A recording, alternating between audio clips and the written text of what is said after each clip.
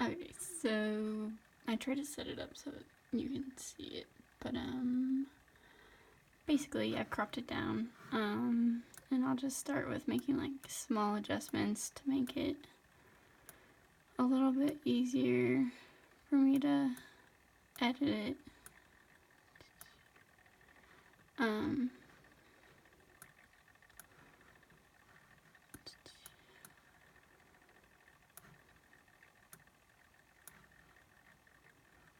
Yes, sorry. Okay, and then that's just small adjustments. Just making sure my quality is good. Alright, so I go to the brush thing, over here.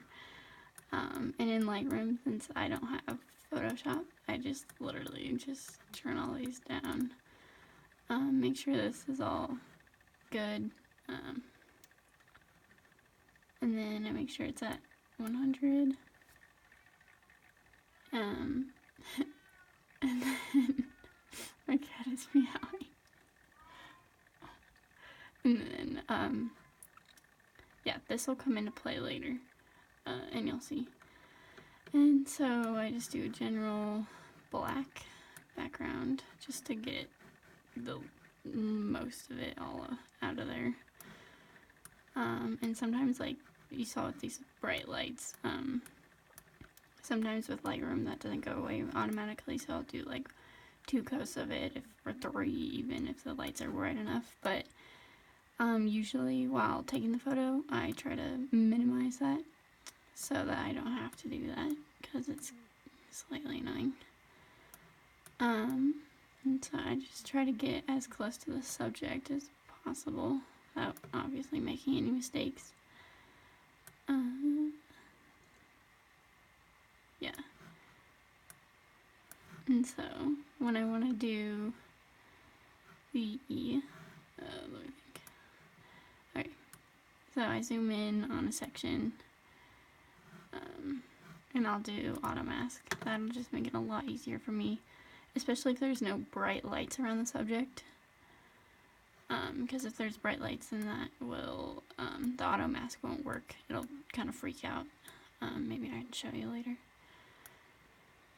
This just simplifies things, outlining the subject, like so. And I'll come back to this main part. Obviously, I don't like that. I just go all the way around. I'm kind of doing this kind of fast for you guys, so it's not like a 20-minute video. Around the legs. My computer's a little slow, as you can see.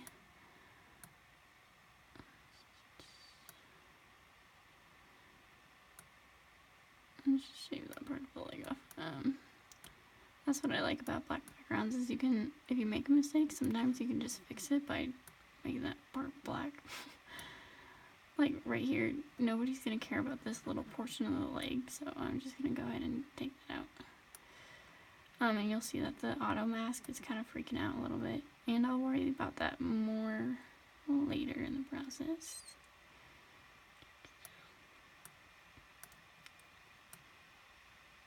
Okay. And that tail, it's not gonna, see how it doesn't like to do that. It's not gonna want to do that. So I'll get as much of this done.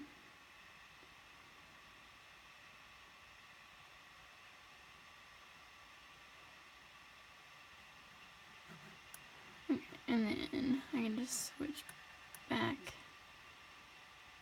from auto mask.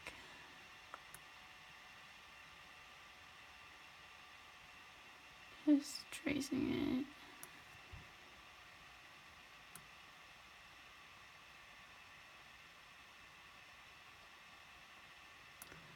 Like so, and then you just fill in here.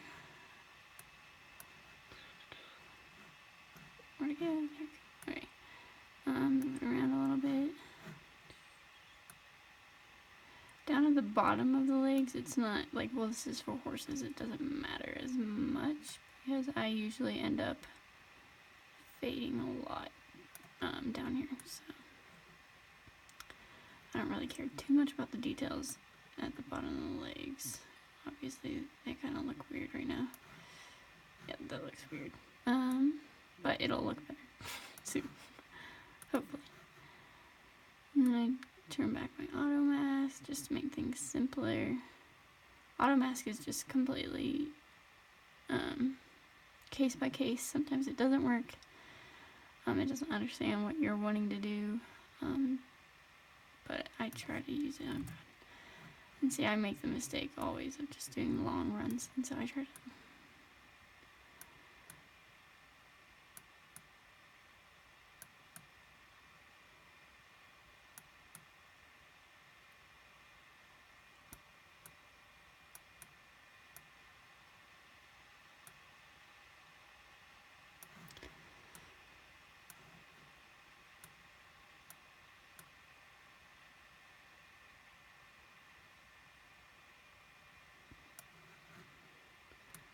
And then going up.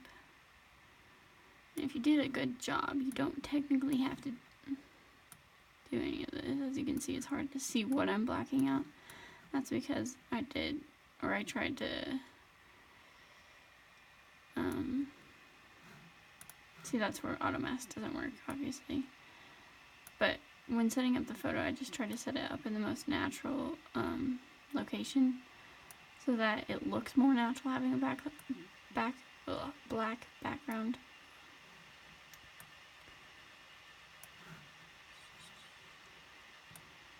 See, like, this is super easy to edit now because I've done most of the work in camera, so.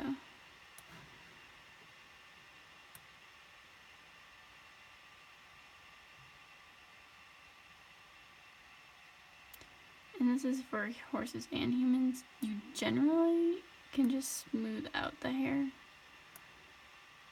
and that'll make people happy. Sometimes I've cleaned up a few little kids' haircuts before and made their parents happy. Okay, so after we've done that, as you can see, it's like that. And so I go back over here, and I just, okay, first I want to do new, and make sure it's not an auto mask, and just go over it once more just because I'm not in Photoshop, so I can't entirely rely on it being slightly dark. So this just gives me a little bit of comfort. And then what I'll do is I will bring this flow down to about 7. That's perfect. And I'll go over here, vignette 2. Depends, vignette 1, vignette 2. It just depends on how I'm feeling. And this one I actually kind of want to increase it. Here it is. I'll just go down. This makes it look a little bit more natural. Alright, and I'll go back up here, make sure that's at 7, and I just basically go around like in circles. For horses, it's a little easier. For humans, it's a little harder. But I want this to be nice and dark back here, just so it looks like the subject is fading into the background, not just like black and then subject. Like, you want it to look natural. Yeah, and this leg is gonna give me problems, so I'm just gonna kind of cut it off there. And sometimes, like, while we're editing, we see minor details like this leg, but then once you're finished, the person receiving this doesn't even notice that. It's just because we're editing and we see that. So I try not to concentrate on that too much. Just like to make it nice and soft.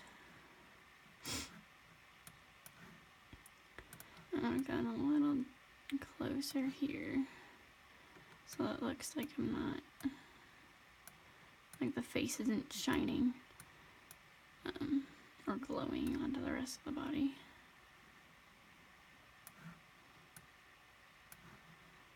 Just go around the edge here.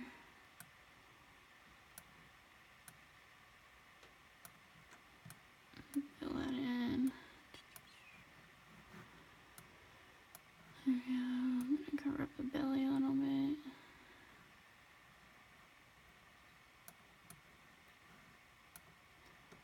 Give things more of a naturalistic look to them.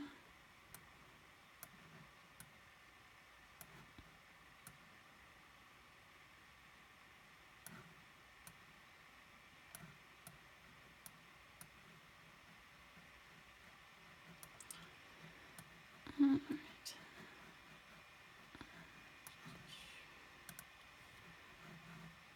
Now that I've done that, for horses, I just fill in a little bit of their black spots. And that is basically it. I just liked it. Like, this kind of takes me a while, just so I'm like such a perfectionist.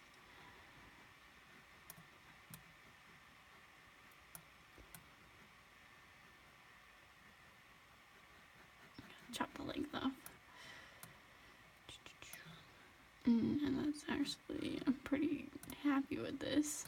Just like to go around and make sure things are good. Nothing's sticking out. Looking funny or looking for any blemishes, especially on people. Sometimes horses will have weird spots. Oh, I want to fix this mane up a little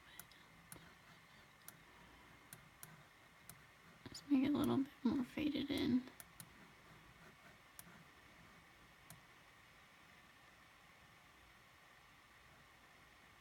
Alright.